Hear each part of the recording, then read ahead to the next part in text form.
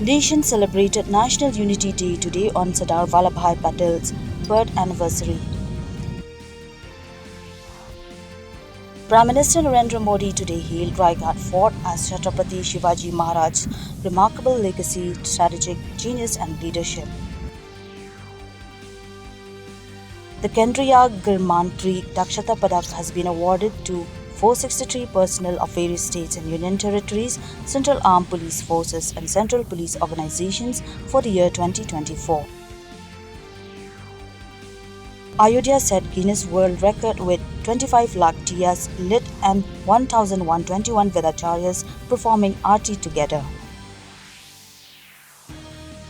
Indian Railways is running special train services across the country for the convenience of rail travelers to meet the festive season rush.